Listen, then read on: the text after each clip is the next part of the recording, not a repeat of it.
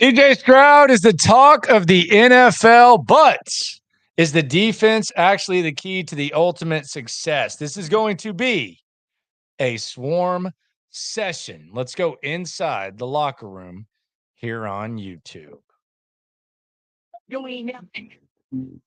Swarm. Yeah. Yeah. It's the locker room on YouTube.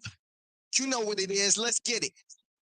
Hey, locker room. Yeah, we in the locker room. Texas talk. Yeah, you know what we about to do. Localize every angle's what we really do. We the source. We the pulse of the city too. Landlocked. Got the game in the headlock. Localize every time. Can't stop. All right, it's time to swarm. We hear it all the time. DeMeco says it. All the players say it. It doesn't matter how long they've been here. The defense. Offense has gotten a lot of attention with the Texans. A lot of attention with the Texans. But could the defense actually be the key to success? It is the locker room, number one source for Texans digital content. I'm Landry Locker. You can hear me right here on YouTube and perhaps somewhere else someday. Stay tuned. So tonight's a special one. We do the lives every night at 10:30.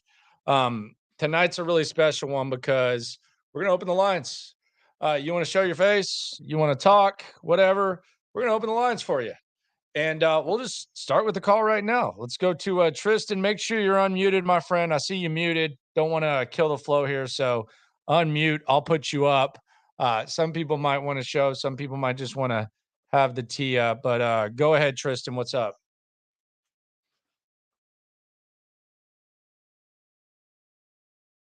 Tristan, go ahead, man. Got to unmute, sir. Feel like I'm in the COVID days. Nothing there. But just click the link at the top if you want to get in. We'll hear from all of the members, or not all, but most of the members of the swarming defense. Shout out to Johnny. Yes, you are in the locker room. Andrew, what's up? Naj, how you doing? Patiently waiting like 50 Cent. Love me a good 50 Cent analogy. Best concert this year, I would say, in the history of the rodeo, or the rodeo. Derek says, baby must be crying. Baby's fine. Travis says he's here to support the locker room. Thank you very much, man. Andrew says he caught a little bit of the show today, not the same. What are you talking about? Talking about the locker room? I thought the locker room sounded the same today. 11. What show are you talking about, man? No idea what you're talking about there. My friend, what's up, Jonathan? LFG, hello. Yes, love me a good Tom Brady. There, Lassiter looks decent. I don't know if Lassiter looks decent. Like, look, I love a highlight. I love like a highlight package as much as y'all during camp or OTAs or all that stuff. I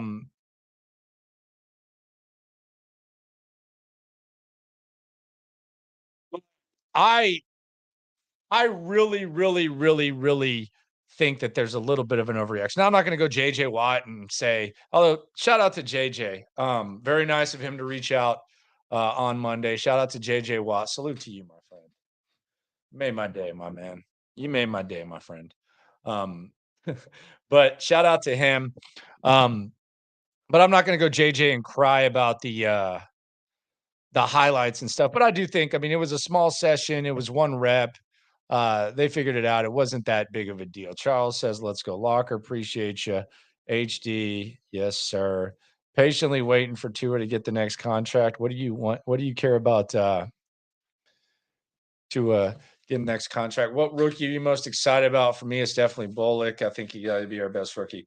Everyone keeps saying he's thin. I don't know. I don't know, man. Like if you can run and catch like he has potential to do, if you have the right coach that puts you in the right place, I don't know that you have to be on the field for, 70, 80% of the snaps to be effective, especially if he's put in the right situation and he has the ball skills that they believed in. You saw how excited they got when they drafted him.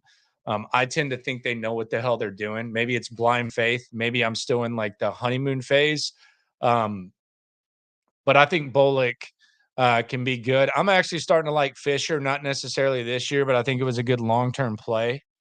So there's that.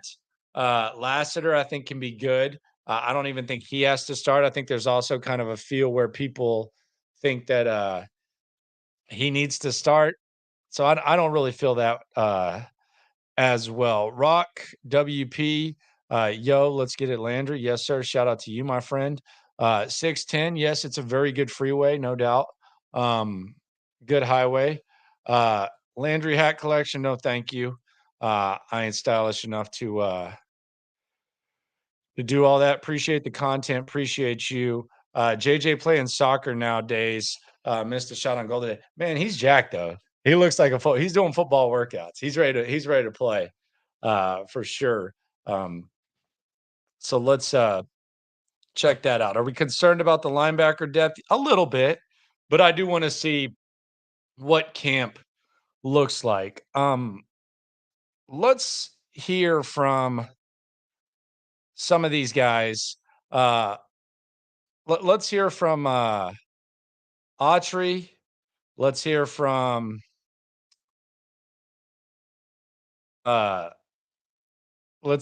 Will Anderson, and let's hear from Daniil Hunter. Let's start with Autrey. Texans have had a lot of good things to say about Autrey. Let's hear what the hell he had to say today. Toughness and pass rushing skills. How do you describe your game?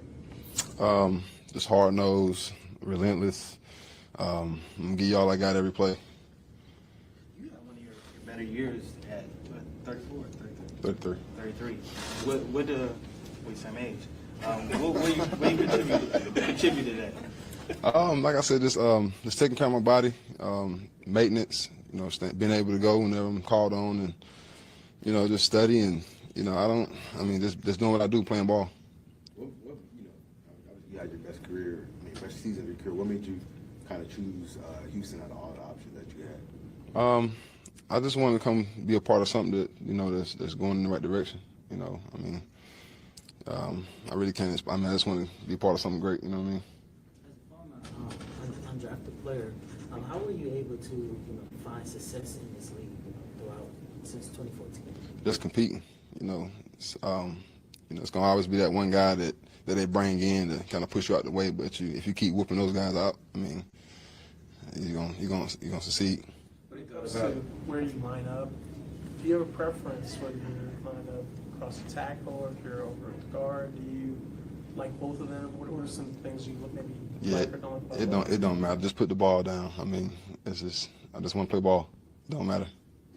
When you look at DeMeco Ryans' defense, what were some things that stood out about joining this team and what you think you can contribute to it? Just that swarm, just swarming to the ball. Warm. Relentless There you go. effort. What do you say, Stag. It's just the way the defense set up is how I play the game. Warm. So I feel like it would have been a great fit for me. What have you gotten to know about Will Anderson since you've been here? Oh man, Will knows it all, man. He knows the defense. He helps me out learning the system. You know what I mean? He's a good guy, good kid. You know what I mean? So, just being around Will, I look forward to playing with him.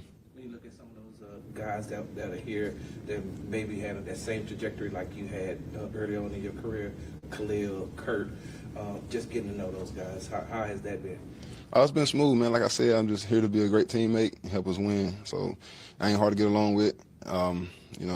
Like I said, I'm trying to be a great teammate. He's a badass dude. I think Casario's comments make sense now. And what have you noticed about C.J. Stroud and his leadership? He might be able to beat anyone's ass. Great on the leader. squad, honestly. I was watching him in practice today, man. Just watching him move and practice like he really that guy. You know what I mean? So, like I said, It looks like you could be playing at different spots along the defensive line. What's kind of the different fundamentals that you have to kind of use, whether you're playing in the 2-eye versus you're playing in the 3-tech versus playing in the 5? What type of fundamentals do you have to kind of use when you're playing in those different spots? It really don't change if you're just getting off and attacking. I'm just going to attack in every position I'm at, and it should work out for me. Couple more. DeMeco was mentioning how there's a lot of depth at your position, and that kind of breeds a lot of competition in front. How has that been the last couple of days, getting to enjoy that a little bit when it comes to the competition in your position? Repeat that again. DeMeco was mentioning how the defensive line group is a nasty group. You guys are going to have a lot of fun this year. How fun has it been for you guys to get an opportunity to compete when it comes to what you've been able to enjoy so far the last couple of days? Like I said, just looking around the room and seeing that we got depth and got great guys in there. You know, like you said, Will, Mario, Daniil. You know, just being able to play with those guys. I mean, I'm not trying to beat nobody out, but like, I just want to be a part of something great. And what's your focus going to be between now and the beginning of training camp? Just getting in shape and learning the program. Do you feel familiar and comfortable with Houston now? Oh yeah, the heat. Oh yeah. DeMeco, when you look at a team, they all have goals at the start of the year, but for you individually, do you have any certain goals you want to achieve this coming season? Nah, I'm just want to play ball, man. Go ahead, Sarge. Does it help that Aziz is here with you to help you get familiar with being here? Yeah. We was talking earlier this morning about the defense. Like I said, he's helping me walk through the program, not program, but the system and learning the defense. You know, Yesterday, CJ said that he's like the quarterback on that defense. What makes him so special? he's a leader. He's a real leader. He's vocal. He gonna straighten you out when you're wrong, and that's just him. All set. Hey, there you go. DeMeco Autrey. Man, a few words. Got a hell of a presence. What did Caserio say? You go out in a dark alley, DeMeco Autrey is going to be the guy that you want on his side. He's a badass MFer. Don't know where you can find the DeMeco. I would assume at the shop. Have you not looked for it? You think you can rock that? Caserio said junkyard dog. Caserio, by the way, going to be on Payne and Pendergast on 6:10. I think what day? Friday at 6. I think he's normally on for like 40 minutes. I think he's probably going to be on for an hour, I think. I think Sean said they got one commercial break in the whole thing, but I think he's going to be on for an hour. So you'll get a hour with Nick Caserio, which is about as much as Jay-Z on the Breakfast Club and Gucci Mane fresh out of jail. So Caserio, he should say something. He kind of did the exact same interview with Kay Adams. Stutes, I'll give Stutes credit for this line, but it was actually right. He did like the same interview with Kay Adams and Jim Rome. But he'll be in studio with Seth and Sean. I think Seth's in studio too. So he's in town from New York. So Seth will be live, so it won't be like awkward or anything like that. So he should be on at 6, and it should be a really good interview. It should make some news. I wouldn't be surprised if Florio picked up a little something there. Angel says he's not much of a talker like Stingley. Haha. Yeah, Stingley's a man of few words. Stingley's about that action. And it's really, really good action. But yeah, I don't he might actually talk a little bit more than Stingley. I don't know. Stingley sometimes though, when he has a good game, will kind of have like that smirk on his face. I know Bieneme and Chancellor and them got a really good relationship with Sting. They can get a little bit out of him. But yeah, man, a few words. We'll continue to move along the D-line. We'll hear from DeMeco. Keep y'all's comments coming in. I had a Q&A on the there's a locker room, Landry Locker Room private Facebook page, which was formerly a different Facebook page, but I started it. So we have that. If y'all want to join, just go to Facebook, type in Landry Locker Room, figure that out. A lot of back and forth, a lot of interaction, not too much spam or anything like that. Really transparent ish. So if you want to go in there, check that out. But we had a Q&A, and I'll get to some of those questions. He's ready to go hit something for sure. Howdy, Rick. Surprising to see Aziz step into a leadership role so quickly. Are you talking about Aziz or DeMeco Autrey? Race car. Maybe.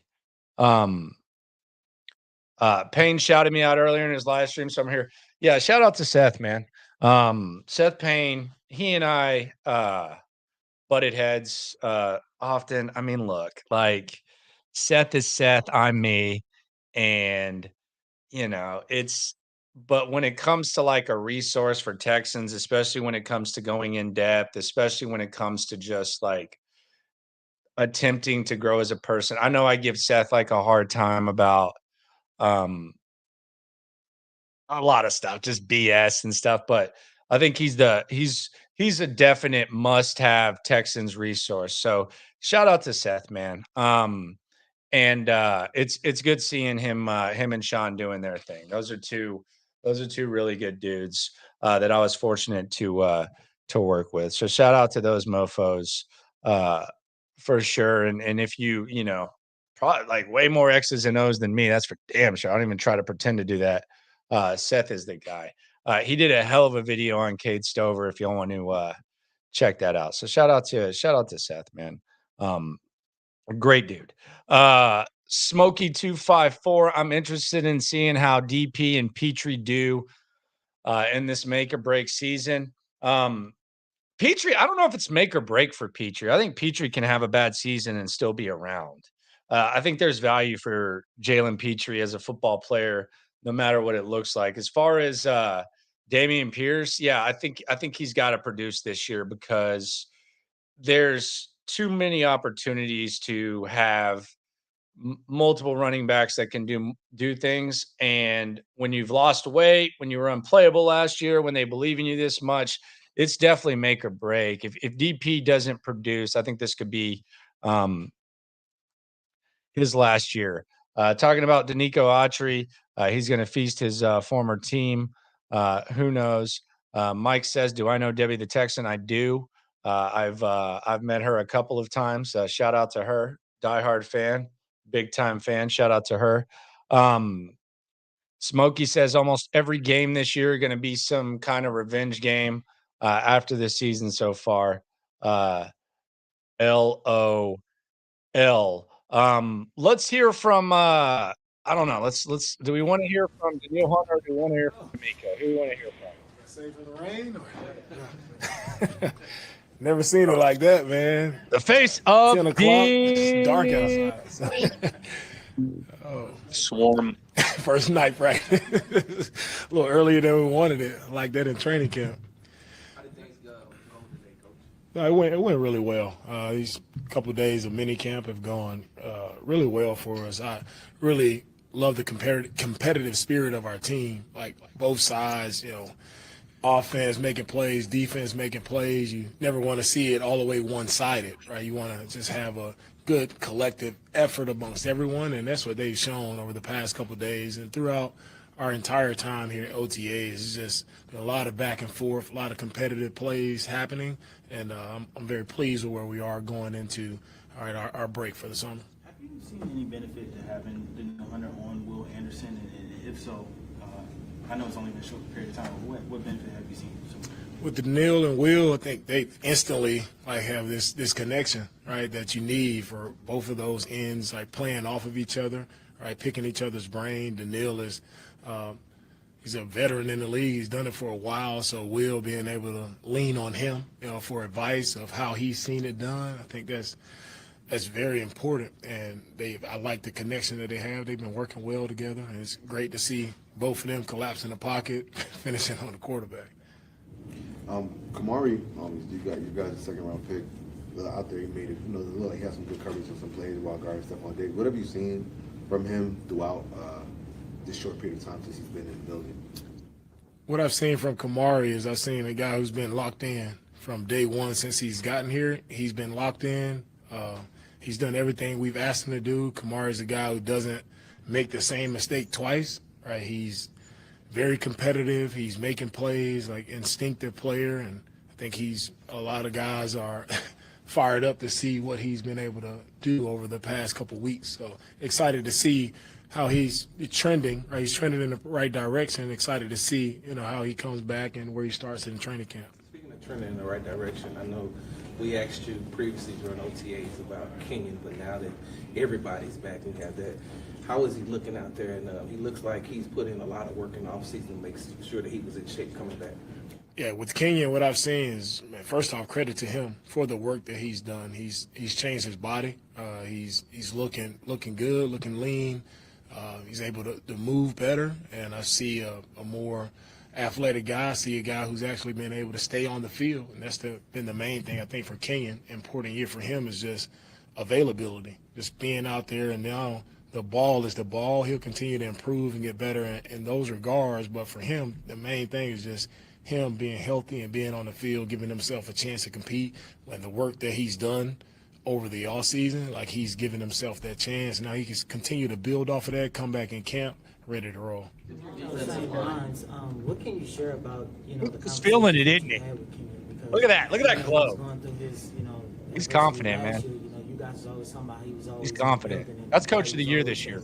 I'm calling it Coach of the Year. Maybe I'm lost. Seeing Kenyon around the building. Some guys, when they get injured, it's easy to just yes or no lose sight of what's going on. He was still around with the meetings. He should have liked too. And just always, when I see him, just always try to encourage him, like I do all players. I think we all need that encouragement, especially when you're on IR. It gets lonely at times. It's a difficult time when you're going through an injury. Everybody else is going out to practice, and you're going home. It's a tough spot to be in.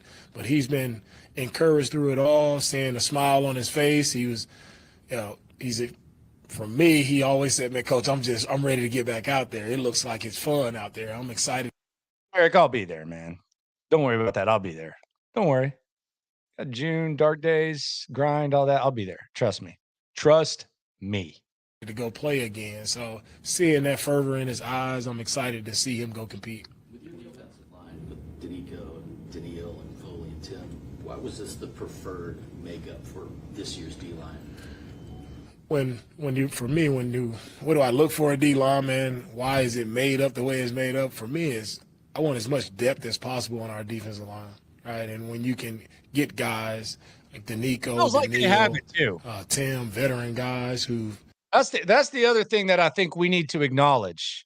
What is it, Sean and Seth say? The Roman Reigns acknowledge me. That's the other thing we need to effing acknowledge right there is that they have.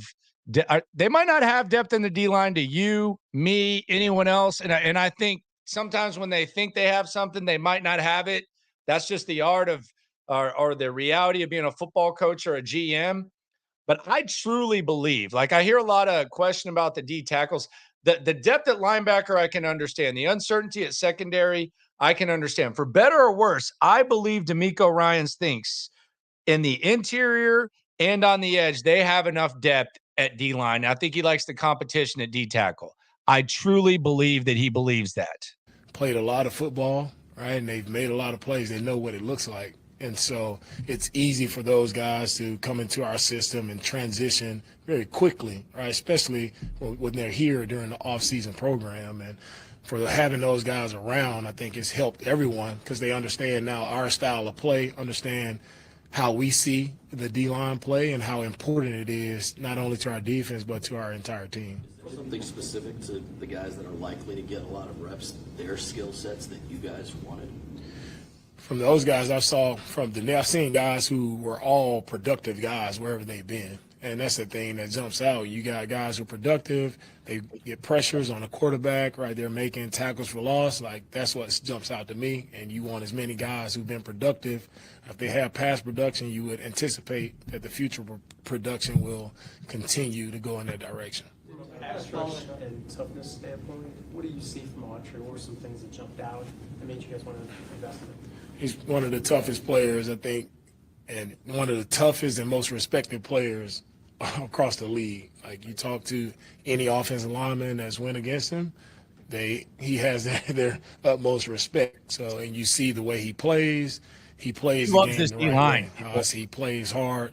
He plays with the intensity that's unmatched, and he still finds a way to get in the backfield, moving around, playing multiple spots, whether it's at the interior or on the edge. He's just a tough, hard-nosed football player that's unbreakable.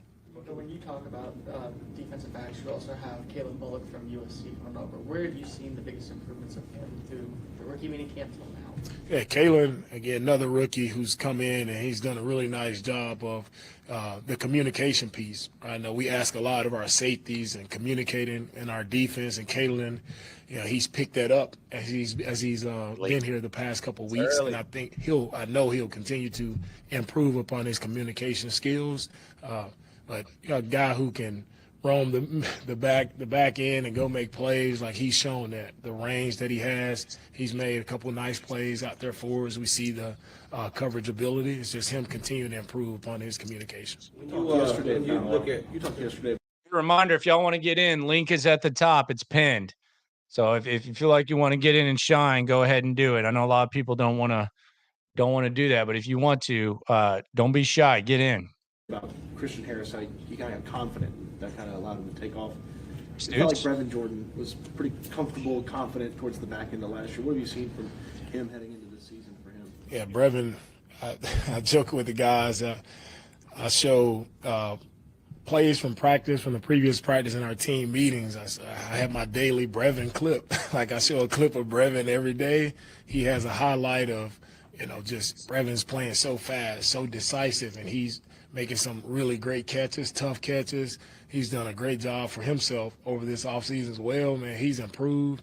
I see him. He's confident. He believes that he's a dude, and he can be for us, and he is.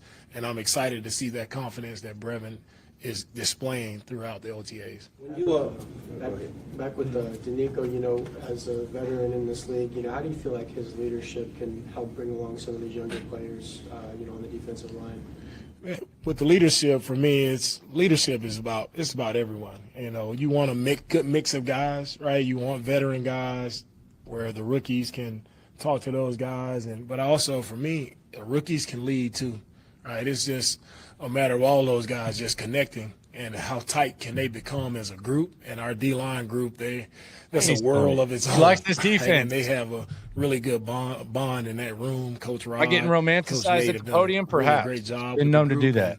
I'm excited to see how they continue to build that bond coming back for training camp. Coach, we know that CJ is the starter. Can you talk about that competition for the backup position heading into training camp? Yeah, competition at the quarterback spot, for me, you can't have too many quarterbacks, right? And as you see throughout the season, right, there are a lot you lose a guy, then who's stepping in, right? We can't cancel the games because the quarterback is not in, so that competition is real. Davis has improved a lot. Davis has done a great job.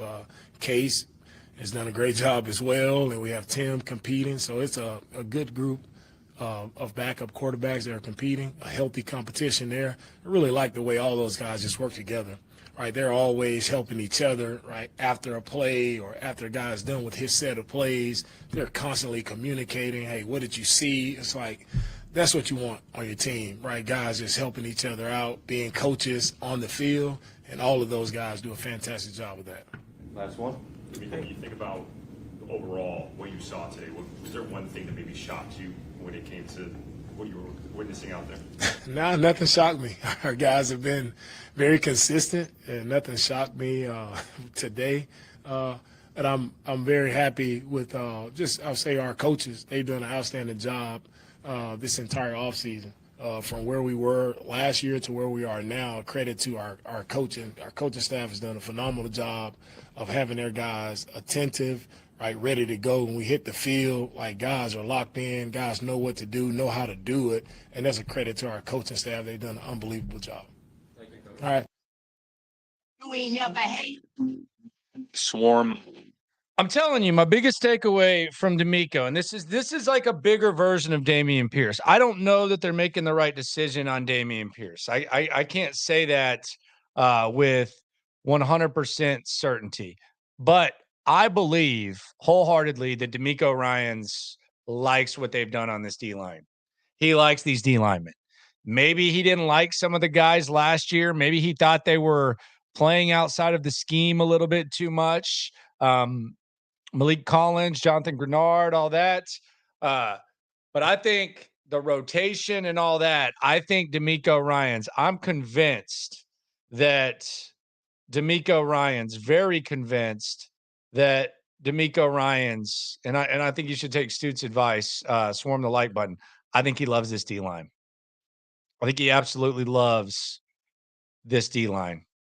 100,000% loves this D-line. No doubt. No doubt about it. Let's go to the lines. We got Derek, you in the building. Derek, what's up, man? I know you're trying to get some of that Autrey headgear. I think it's probably in the shop. Probably in the shop a little bit. I'm on the shop every day. It's definitely not on there. I haven't been able to find it. I want to ask you though.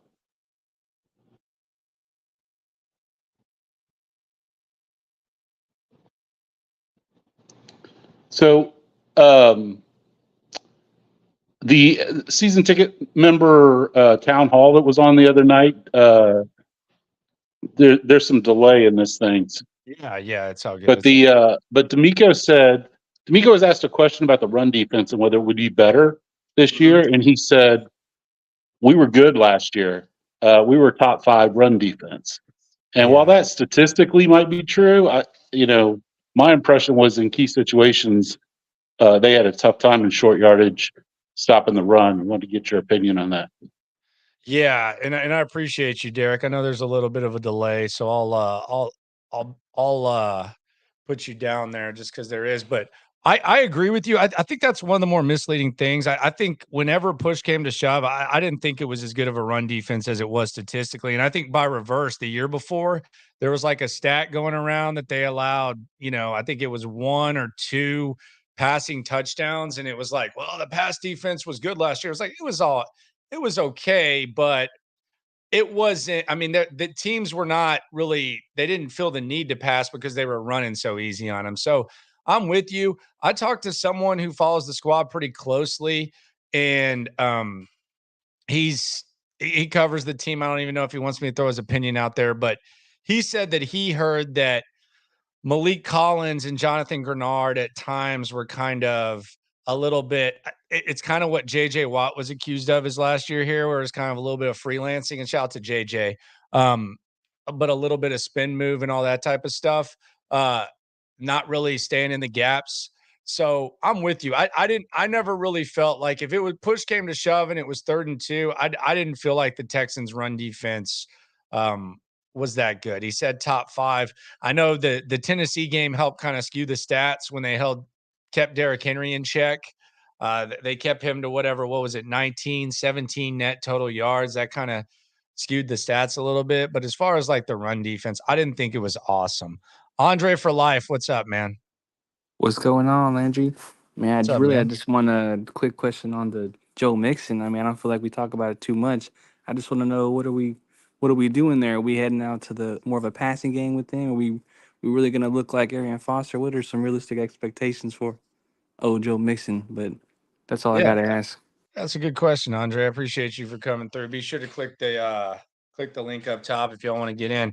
I think Joe Mixon is a guy. I mean, I think Joe Mixon can give you over 1,000 yards, and I think he can be a solid contributor in the pass game. My thing is this: do you feel? And I've heard people say, Joe Mixon's a workhorse back, and you don't really need a quality backup back, or it's not as crucial. I don't look at him that way. I've never really looked at Joe Mixon as that. I've never looked at him as a Saquon who they try to get in on, McCaffrey, some of those other guys. So I think Joe's good, but I think it's going to be a very balanced offense.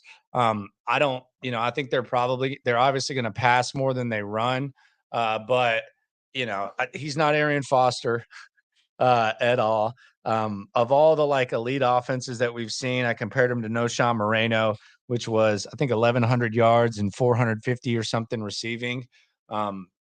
I could very easily see that from Joe Mixon, but I would like to see the workload eased just a little bit. R. Sanchez, yo, Landry, keep up the good work. I'm riding and dying with your coverage of the Texans. Wishing you the best. Appreciate you, man. I'm thriving, man. It's been a solid week for me. Very, very much enjoying it. Look, this started 18 months ago. This isn't something that started this week. This started 18 months ago. There's a reason for that. So I'm enjoying this, and it's not going to be all I'm doing during the season. I saw Derek. Shout out to Derek. He asked, shout out to Derek, man, my guy. You going to OTAs and camp in July or leaving that to suits? I'll be there in some way, shape, or form. I will be there. I can assure you. It's just a matter of what's going on. So that will happen. Me and Cody are your go-to for Texans coach. Then you know the squad pretty well. For sure, no doubt. 3D Main says Arian Foster isn't replicable. I agree. He does get thrown out when we talk about, running back steals and stuff like that. But hey, we hear that all the time. He's obviously a legend. I think people people agree with that For sure. Joe playing Madden right now on the Mitch channel. Don't even know what the hell that means. El Mario, shout out to you. Let's hear. Do we want to let's save the best for last. Let's hear from Danielle Hunter. Danielle Hunter was the highest paid free agent of the Casario era. By the way, Sports Radio 610. Friday morning, Sean Pendergast, Seth Payne. They're going to have Casario on. Danielle Hunter, not really impressed with his first podium performance. So I'm grading him on a curve. He might just be like a Stingley and like a Autrey about that action boss, but I'm going to give him another chance. Let's hear from Danielle Hunter, the highest paid free agent in the history of the Nick Casario era. Swarm. I'm very impressed by Will. Technically, he's still a rookie, but it doesn't seem like he's a rookie. I mean, it feels like he's like in year 4, 5, or 6 by the way he plays, the way he carries himself. You know, you don't see that much in like people and players that are just year 1 going into year 2. So that's very big coming from him. What's an example of how he's carried himself that's really impressive, like something that he may have done? You know, he always holds himself accountable. Like he's always coming outside, playing practice with the same attitude every day. You know, trying to lead the group from the front, and you don't see that in like players that are year 1. And you know, his desire to just want to be great. You know, he's always trying to get better. He's trying to learn from me everything that he could possibly learn as a football player, as a defensive end, and you don't see that a lot this day in playing football. So I'm really impressed by that.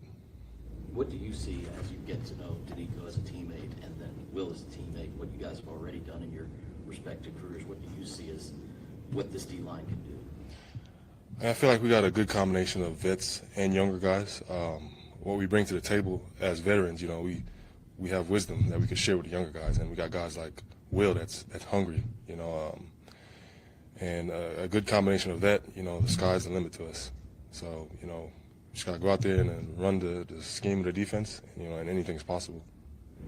Danielle, when you look at a guy like Aziz Al-Shaair, And they love Will, Shire questions. CJ have all talked about his Shout out to leadership CT, that though. brings to a defense. What have you Old seen Thompson. from him to where he has stepped up into a more prominent role with this defense?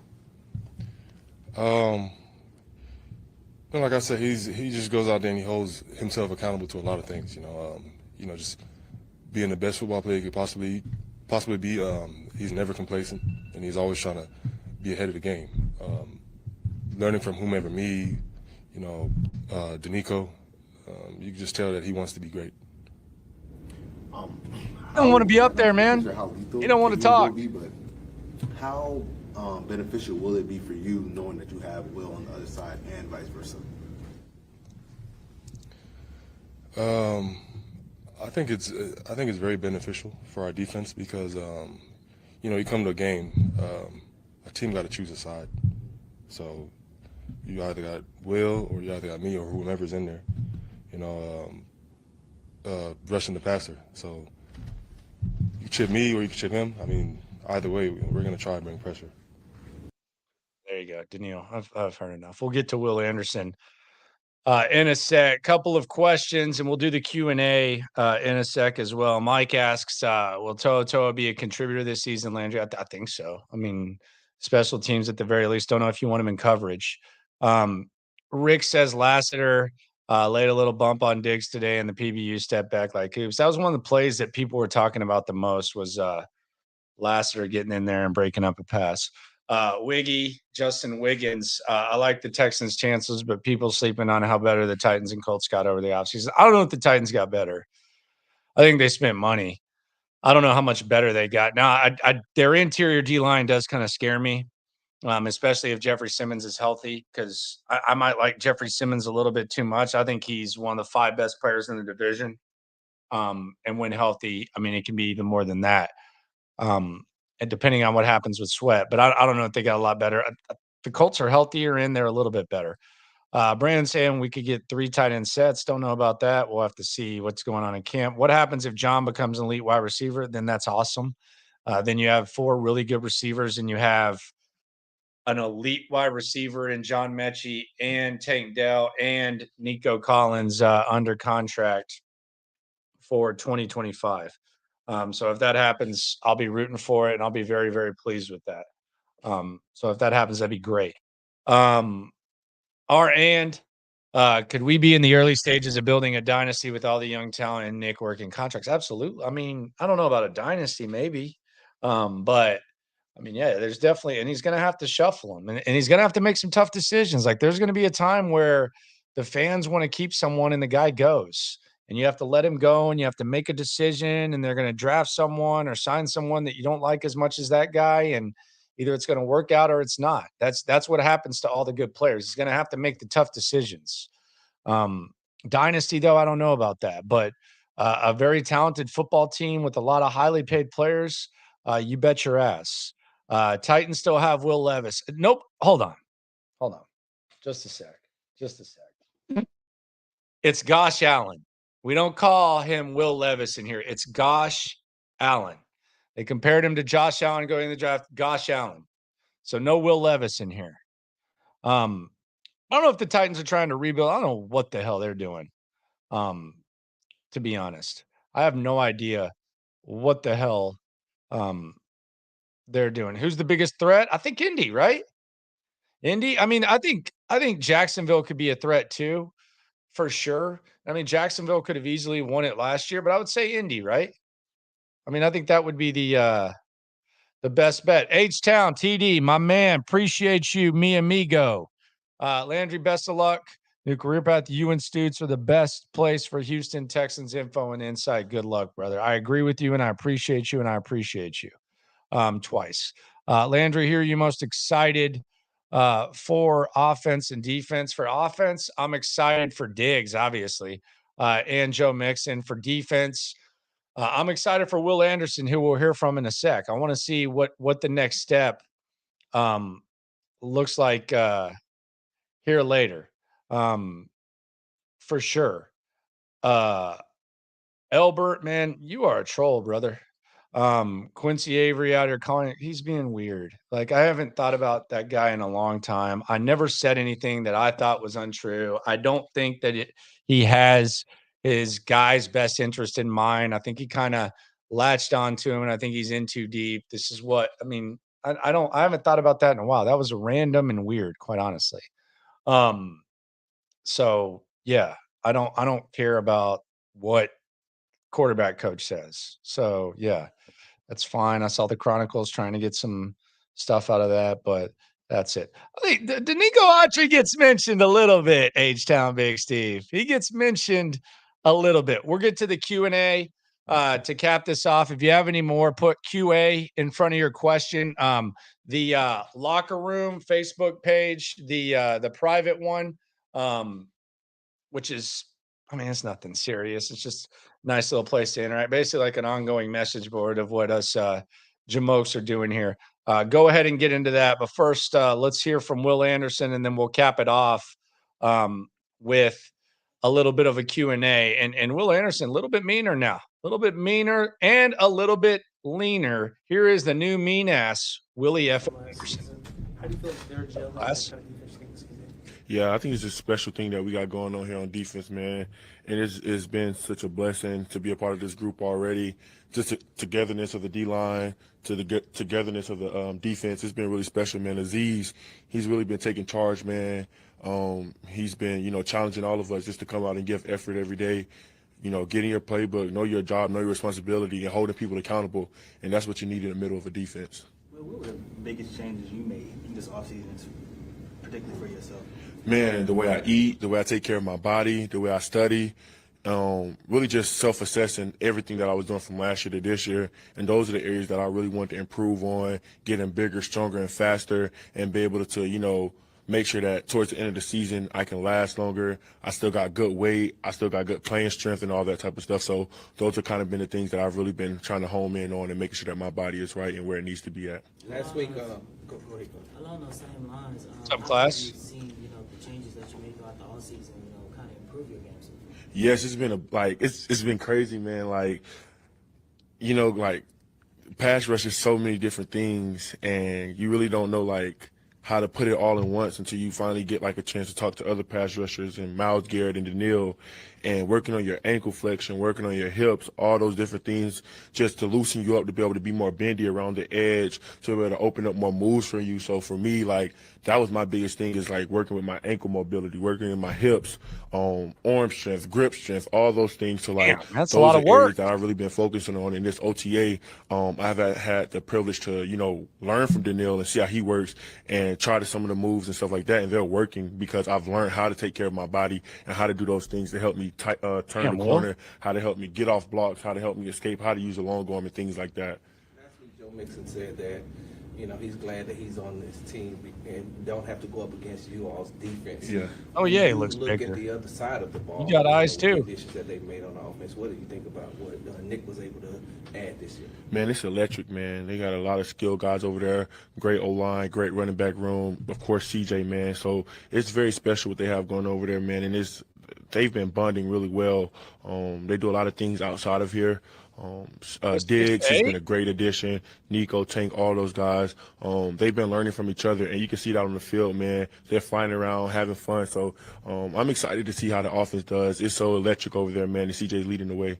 DeMeco see a small fraction of your day with Daniil. It appears your relationship is quickly developing. And Yeah. Very close. Is that accurate? It's very accurate. He's very approachable, and he's not the type that he knows a lot. He doesn't want to keep it to himself. He always pulls me to the side, like, hey, like, this is what I seen. You can do this, you can do that. Already? This how you can do this. This how you can do this drill. Like, now we have On this thing you. in the beginning of the practice where we're Watch just working this our line. hands, getting our hand movements faster, everything like that. But also just getting to learn each other, like, while we do this, what do we love to do outside of this? And, we meet at the quarterback, and then we holding each other around the neck, running down the field. Like, it's been fun so far, man, and I can't wait. Oh, no. Oh, yeah. I don't know if you had an opportunity to do so yet, but have you had an opportunity to match up against Kenyon Green? And if so, what are some of the things that experience was like? I went against Kenyon in high school. I mean, not in high school, in college, when he played tackle, and it was kind of different than he played guard. I haven't really went against Kenyon and while he played guard, just a little bit on stunts and stuff like that. But I can say about Kenyon, like, he's been really good this offseason, man. He's been taking care of his body, rehabbing, doing everything the right way, showing up, and just trying to get better. And I got a chance to just keep watching him try to improve, man. And it's been great to see. So I'm really excited for him, man. He has big things coming from him. Hey, side note, I'm going to eat with John McClain tomorrow, 11:15, at one of our favorite spots. I can't wait because I guarantee he's got to ask Will Anderson how much he weighs, right? I mean, he loves to ask the weight questions. Will Anderson might be an interesting question this year because he's put on some weight. Himself and for the team, and I'm just excited to see him go. What's been your initial?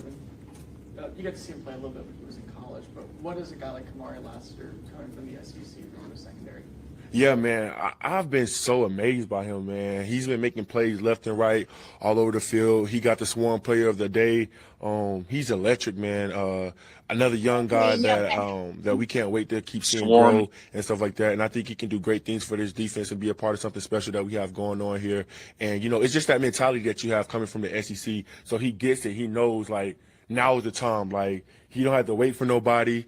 He's not scared to jump up in front of the line. He's not scared to go make plays. Like, that's the type of mentality that he has coming from a place like that. But that's just who he is, and he understands what we're trying to do here. What have been your early impressions of Blake Fisher? Blake Fisher, man, he's very athletic, great feet, huge, great arms, great hands, everything like that, man. I'm really excited to keep matching up against him. I went against him one time. I just wanted to test his temperature out to see what he had. I was just going to wait till he get past on, but I can tell he has that dog mentality in him, and he has LT and Titus over there coaching him up, so he's going to be he's in good hands. How does it feel? DeMeco said like a couple of weeks ago, or maybe last month, that if you want to look at a player who like embodies our program, look at Will Anderson. What do you think about that? And have you purposely taken on more of a leadership role to be kind of example for other people? Yeah, man, it's a blessing, and I think God gives all of us gifts. And I think a gift for me right now is just leadership. He's blessed me to be able to connect with people and to be able to, be a positive influence on people. And my thing from like last year was just like, I'm just trying to get in the system. I'm just trying to, you know, maneuver my way around. And this year, I just feel like it would be selfish of me and knowing what I've been through and having that experience now not to give back. You know what I'm saying? And I know what the standard is here. I know what the expectation is here. And ultimately, we all want to win. And we're making a culture that's a winning culture. So I know what it takes to have a winning culture. So I'm going to do my best to try to uplift guys and bring guys to that culture in his rhythm, and have man. fun doing it. You know what I'm saying? I think that's my biggest thing. Like flying around, having fun, and connecting with guys is just something that I think kind of comes natural to me, and I really enjoy it because those are the guys you're going out there and balling with, so it's special. Well, you and Christian Harris are really close. Yes.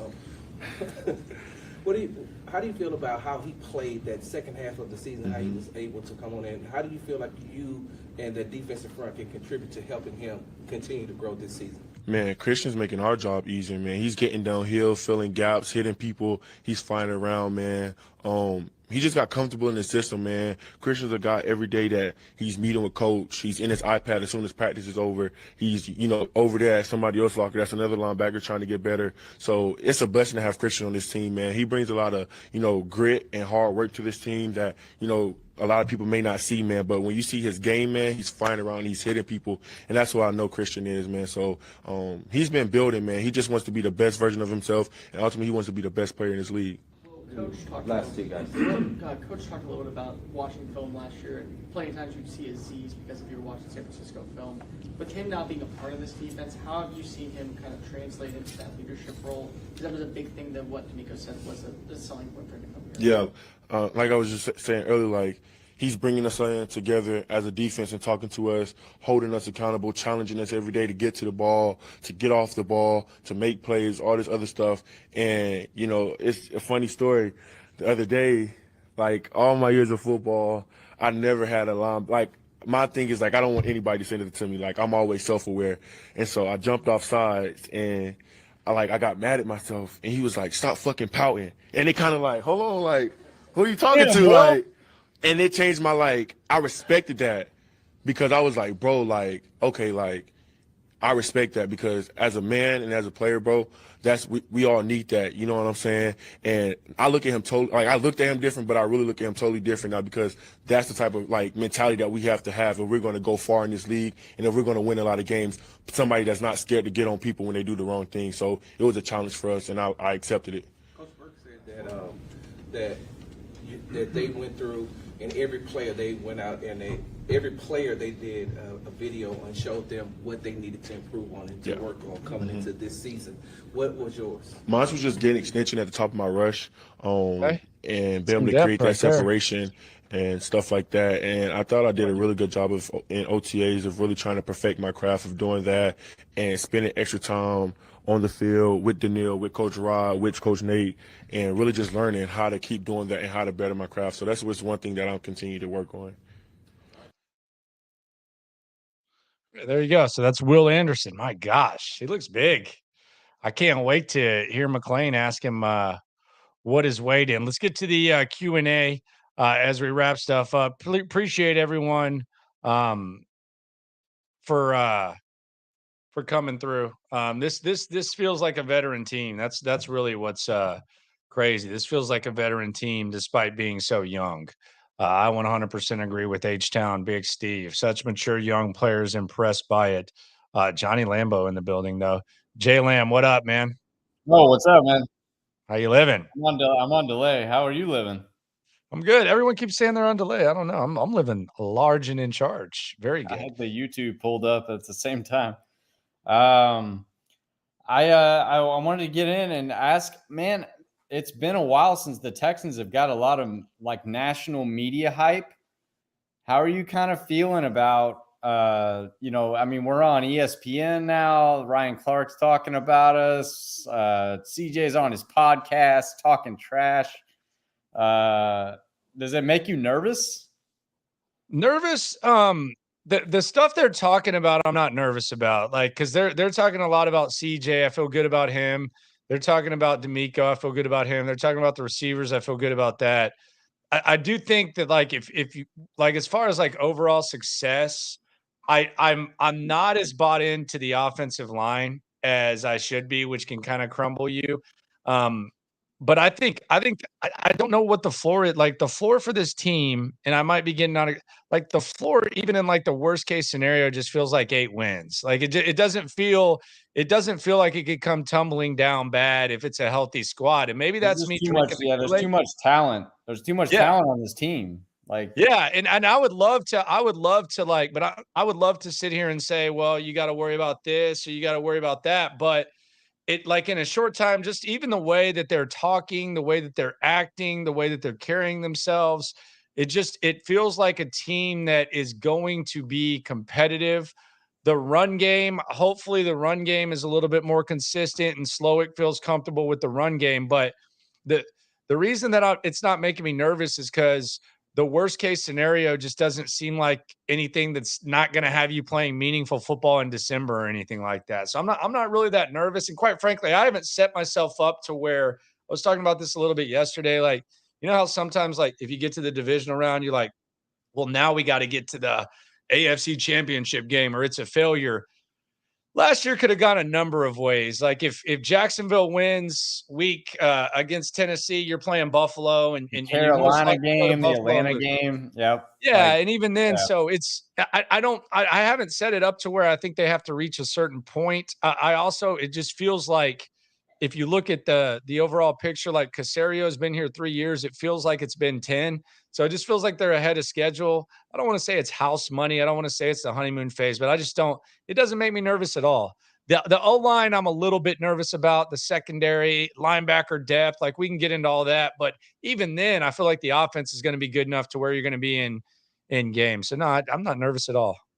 Yeah, I mean, I love it. I think and JJ went on Pat McAfee today, and they sat in an ice bucket, and then Pat was kind of trying to poke the tiger and ask him about his whole opinion on the Texans and everything, and JJ pretty much said, "Look, DeMeco is the right guy to manage that situation. So if there's Super Bowl or bust expectations with this team, which is crazy to say." Coming from, the last 3-4 years, we've lived through it, man. It's been a rough ride the last 3 or 4 years. But if there's a guy, a fun ride, no matter what. Like you feel like even like this year, it's going to be a fun ride. DeMeco's the guy. Like DeMeco's the guy to kind of right the ship, and he knows what he's doing, obviously. So I'm not worried there. I don't know. It's just weird to see the Texans are so. You just see them in the national media now, and we just didn't have that. Craziest thing is that I almost feel like DeMeco doesn't get enough credit, and that sounds pretty. Yeah, I mean that sounds a little crazy, but I think Casario too. I mean, I think Casario's he's a wizard, man. He's quietly just kind of behind the scenes building his little arsenal. Second, I'm gonna give you three parts here. I don't want to take up too much of your time, but do you think Robert Woods and Noah Brown, do you think those guys end up being trade pieces? I don't know what anyone would trade for Robert Woods, quite honestly. Robert Woods is eating up $9.75 million off of our cap right now. Yeah. And that's a lot of money. Like he's one of the highest paid players on our team. You say $5 million. So the Robert Woods, I'll answer it one at a time. The Robert Woods, I think, is interesting because if you would have told me 2 months ago he wasn't going to be on the team, I wouldn't have even pushed back. I probably would have agreed. But I almost feel like they need to see what Mechie is before they feel comfortable enough in getting rid of Robert Woods. So I think it's kind of connected to how does Mechie look good in camp. And I mean, he's also kind of one of the security blankets. I know last year against Baltimore, like CJ was kind of, if you go back and watch that, like CJ's looking to him and he's like kind of telling him the plays and stuff. And they have respect for him. And if he's your 4 or 5, you feel pretty good. But I think they're probably going to wait to see if they can trust Mechie enough to do kind of some of those types of things before they get rid of Robert Woods. Yeah. And then how do you feel about Noah Brown? Because they gave him a 1-year deal. So it's like, he's good. I mean, but he's hurt right now. So he's not at practice. So it's, he's always hurt. Noah, I don't know. I was actually kind of surprised because I thought they would move on from Noah. So with Noah, I really don't know. I don't know what they're going to expect from him. as far as trade pieces, I don't know how much value you could get. I mean, maybe some draft for those picks, or guys. I mean, Maybe like a 7th or 6th or something. I don't know. yeah. Maybe. So there's just so much talent on this, and I said this to Cody. I said this to Stutes earlier. There's so many pieces on this team that are going to end up playing for other teams that are gonna have actual roles on another team, and that's a good problem to have. The Texans have a very good problem right now. We have a lot of talent on this roster where you're going to have to move on from some players, and I think Casario even said in a press conference where he was like, "Look, we're going to have to move on from some players that are going to play for other teams and going to, no doubt, compete for starting roles, even maybe possibly." It's a good problem to have, man. No doubt. Third thing, real quick, and I know I've been on here for a little bit. No, you're good. You're getting right to it, man. This is what it's all about. Just your. I'm not going to dive into your. I know you left 610. I'm not going to dive into that, but just your thoughts on where sports content is kind of heading right now. Like, where do you kind of see the viewers and sports fans, like, where do you think they're getting their content, and where do you think that movement is going? It's a good question. So the craziest thing for me, and props to my bosses, and I said this to BSM when they called me today, and I said it to the Chronicle yesterday, and I've been saying it for a while. Like, the thing for me is, the craziest thing is they allowed me to start a digital channel before the season in 2023, and it was in my contract that it was separate. I didn't have to like be 610. So I had like, I had like something built up. Like, some people leave a station for whatever reason, and it's like, hey, I'm starting something exciting. It's like, well, you don't even like have a place to go or anything like that. So you're starting something exciting because you had to, but been doing this for 2 years. You go through the mud. The coolest thing for me with that, and one of the most telling things is, like, people will come up to you and say, hey, I recognize you on the locker room, like in the locker room, and they don't even know that you're on Sports Radio 16. It happened Saturday at the Astros game. I remember the draft party, like, one of the coolest things for me, and this sounds creepy, but a few high school dudes, like 3 different dudes came up to me, and when they were like, hey man, we watch your channel. And I'm like, damn, like, that's not really the demo of sports radio. So I don't think sports radio is going anywhere, but I do think it's kind of, even it is shifting more digitally. I would say that the future is, you gotta have multiple avenues. You can't just be someone who shows up and, sucks the life out of sports radio and just, doesn't really add any other element to that. So I would say that's going on. I think in big cities, sports radio has an avenue. A lot of people are using apps a little bit more. It's kind of a damn shame that 610 hasn't got an FM frequency in a long time. I think that's kind of bad, but I don't think sports radio is going anywhere. I think it's good. I do think a lot of people just coast and take advantage of it and don't really put a lot into it, and think they can just show up and talk and don't really focus on the fundamentals of it. But I think it has a spot, and I think that digital is going to be perhaps the future, but I don't think sports radio is going to go anywhere, even if it is in more of the digital form. If that's a long ass answer, but I could talk about that for like that's you hit the nail on the head, man. That's kind of where I see it too. And I've been listening to you guys on 610 for a long ass time.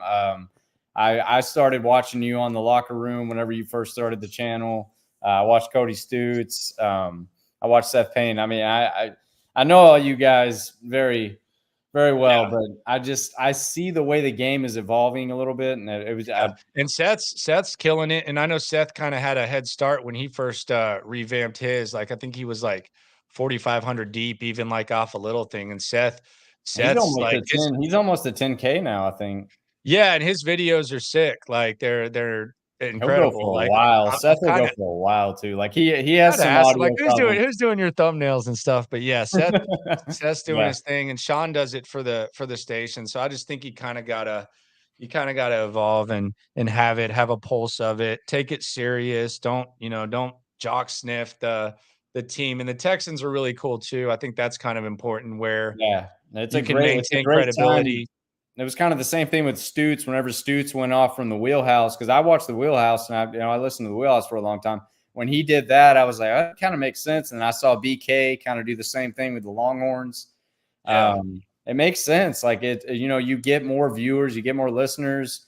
You can kind of do your own thing and, get your own sponsors and stuff like that. So, I'm not going to dive too much into it. I know you got a lot. I know you got a lot on your plate right now, man. And I know you got a it's new all baby fine. there. It's all good. I still like 6'10". I like most of the people over there, and I respect what it does, and I respect the Texans for letting people be critical no matter what. I remember like the last couple of years, it's like people would come up during like the Easter being O'Brien era and be like, "You're too negative or Cully." I'm like, "What? Why would I not be?" Like that's actually kind of a It's compliment. local Like, radio. thank you.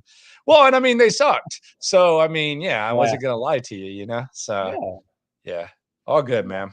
No, But I I appreciate appreciate you, it, brother. Landry. Love what you're doing, brother. Keep doing it. I'll be here the whole time. I'll be here watching. I Yes, know I sir. took up a bunch of time on your stream, so No, I'm you sorry didn't. for You that. did your thing, man. You did your thing. And Horns, little nervous about them though. We can get into that at another time though. How the ladies lost tonight, by the way. I don't know if you saw that. Yeah, I saw The that. softball team. Yeah. I'm a little worried about the football squad though. That's really my focus. Yeah, we'll see. We'll see how that goes. We'll wait till the Yeah. season starts, and we'll We start got talking time for that. We got time for that, man. Yeah. All right, appreciate you, Johnny. Thank you, brother. All right, brother. Have a good one. Dietology, two best and worst positions according to full depth. Best position, I guess wide receiver. I mean, we're just talking about Noah Brown and Robert Woods and whether or not you can get rid of them. So I guess you could say wide receiver. Worst positions with depth. We going linebacker? We going safety? I'm not going D line. DeMeco has me bought into the D line. So I'm good there.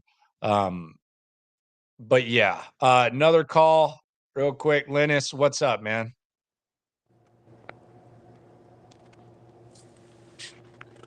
Linus, you off mute? You might be echoing because of the YouTube. Hey, my question is, what you think the tight end is gonna do? What can you hear me? Yeah, I got you. Like, I really think that this kid that played with Stroud at Ohio State is gonna probably end up being a secret weapon for us, man. I kind of seen him how he plays, man, and this guy is like a real beast, and I haven't been seeing much of him since in OTAs, but man, I'm telling you, what do you think about that? I appreciate you, Linus, my man.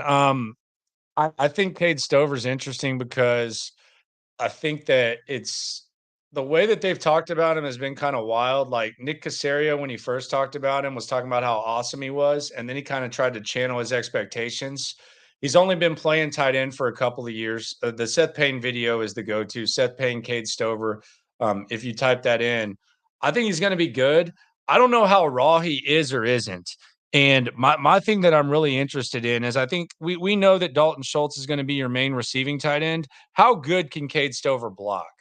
And is Tegan Quitteriano going to be healthy? Because when he is, he's not a bad football player. But the reality is he hasn't been able to stay healthy the last few years. It's almost as bad as Stingley. But if Stover can block and if he can be versatile, like maybe you see him kind of in that Andrew Beckish role. I'm big on him. I think a lot of these draft picks are 2 years away from making significant impacts, but it's going to be really interesting to see if Cade Stover is like an unquestioned number 1, 2, or 3 tight end and how well he does block. But I did find it interesting that Nick Caserio, when he spoke about him, he basically said that he was awesome, and then he basically said, well, he's a project. So it's going to be interesting to see how that whole thing goes. Couple of quick questions before we get out of here. This is from the Locker Room Facebook group, and I appreciate you, Linus, for coming through. And thank everyone for coming through. Who has been opposite of Stingley? It's been Robbie. It's been Henderson and Lassiter. They've been mixing in and out. Can we keep the Janky twins on the roster? I would think so. I don't know anything about those guys, honestly. I know they're twins, and I'm sure that local news loves them. I don't know a lot about them. Who should we watch for? Final roster spots. Clayton Mabin asked that. I don't know that Aiden Hutchinson makes this team. I mean, he might get picked up by another squad. I don't know that Aiden Hutchinson makes this squad. I don't know that Kurt Heinisch has a chance to make this squad, although he's been around a hell of a lot longer than I thought he would be. I don't know that he makes the squad. I would like the outside. I think Brevin Jordan's safe, but I would keep an eye on that. And I would keep an eye on Andrew Beck as well. What are they going to do there? Do they find a different option? Who's calling the defense? I would think DeMeco. I don't know that he's going to do it and then not do it. Maybe there's a rotation. I don't know. When will NRG be upgraded? Not sure. When will the dome be torn down? Don't want to get into that. Why no upgrade at backup quarterback? I heard that. I don't think Davis Mills is a bad backup. I know that Davis Mills is a polarizing topic around here, but I mean, I think if you put the entire body of work last year, I thought he was better than Case Keenum. I think he's an okay backup. I don't think he's that bad. Which running back plays the most in preseason? Sam Raj asked that. No. Your guess is as good as mine on that. Probably not the best answer. Cade Stover is going to be tight end next year, 40% of the year. Are we going to get Wade Smith in the locker room? Love his O-line insight. Haven't heard from him in a while. Yeah, I can hit Wade up anytime. Wade's my boy. He's busy as hell with the daughters, man, and they're all badass at volleyball. So he's got to figure that out. See, people Mills backup. I don't think there's anything wrong with Davis Mills. Final questions before we get out of here. Maybe he can catch like Foster, number 28. Talking about Mixon. Hey, I think he's an underrated receiver. Appreciate you very much, Alex, by the way. That's very kind of you. Thank you. Captain Crunch, I only listen to loopholes because of you, Landry. Oh, appreciate you. Shout out to Fig, though, doing his thing. H-Town TD 2000 in the loop. Clearly lost Hannah McNair's favorite sports radio. We're good. They're in good shape, man. They're doing their thing. Sunflowers all over. K. Hogan, Landry is at 2. John McClain tells woman he can guess their weight and then tell them his face is the scale. Come on, man. I might ask him that question tomorrow at lunch. Captain Crunch 72. I wonder if YouTube will pay enough for the bills. Don't worry about my situation. I'm fine. The situation is good around here, and it's only going to increase, and there's only going to be more stuff going on. Mike, our Q&A, do you think Stingley will make it through 2024 and play 17 games without getting injured? I think he's the X factor because our defensive back behind him aren't elite like a healthy Stingley. That's the biggest thing about the secondary that I think is it's not something you want to overly worry about because you don't want to stress yourself out. But, as we're arguing about the second corner and we're arguing about where this guy goes and where that guy goes, I feel like when we're having that argument, and when I say we, I'm not trying to separate myself from you. I'm doing the same thing. Like you're almost acting like half the field is on lock. And the reality is when Derek Stingley's on the field, regardless of what Pro Football Focus says, and I saw they had him at like 27 or whatever, half the field is on lock. It's elite. But the other reality is the last 4 seasons, for a large chunk, including as a pro, there's been times where he hasn't been playing. He's been wearing sweats or he's just been at home. So that's a big question. I mean, why would you bet on it? That would be my question. Like I heard people talking about, shout out to John Harris. Shout out to him, man. Talked to him the other day too. Shout out to JH, but he was saying, I believe in Stingley, blah, blah. And look, I don't question John Harris knowing football. I don't question John Harris in a lot of things. Great dude all around. But my question would be like, why do you believe in that? Like, what are we to believe in? So yeah, I'm very concerned about that. I don't think you'd be watching if you weren't.